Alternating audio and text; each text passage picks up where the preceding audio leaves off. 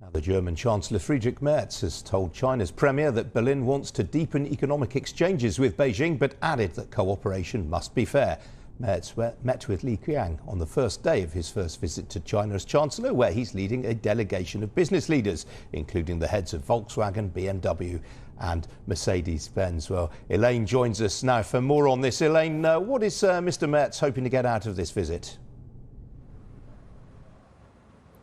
Yeah, there's a lot on the table here, and Chancellor Merz is actually the sixth Western or allied leader to visit China since December. So the main event today is his meeting with the Chinese President Xi Jinping in Beijing in early evening time. And this is all part of broader efforts by Western countries to recalibrate ties, to hedge risks with both the U.S. and China without cutting ties, and also at the same time seeking deeper economic and commercial cooperation with China. And this visit also comes as China-EU tensions have dialed down a notch lately, with the EU swapping heavy tariffs on Chinese EVs for minimum prices, and also China lowering tariffs on European dairy. But this is what the Chancellor said about the issue of de-risking as well as opportunities and fair competition. Let's take a listen.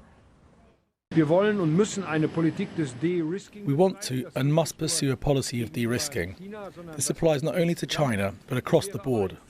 However, it would be a mistake to link this to decoupling from China. Such a policy would only harm us. We would be undermining our economic opportunities instead of improving them. The fact that a high-profile business delegation is accompanying me on this trip shows how great the potential is seen to be, including in the German economy. It shows how important it is that we talk openly with each other about fair competition. And indeed, Germany is eyeing these opportunities with China economically because among all European countries, Germany is still the one with the strongest trade links with China. But a key concern here for Merz is the two countries' trade imbalance. Germany's trade deficit with China reached a record $105 billion last year. But still, China is a key market for German companies.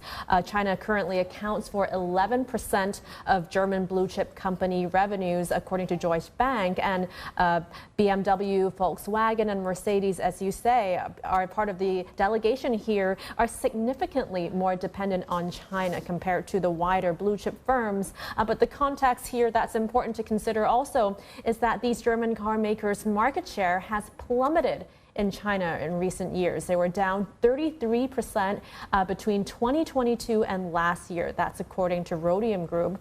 And Volkswagen's profits from its Chinese JVs were also down 60% in the first 3 quarters of last year. Now, China's Commerce Ministry, in the meantime, says that German firms are welcome to seize the opportunities created by China's opening up that will be promoted in China's upcoming 5-year plan.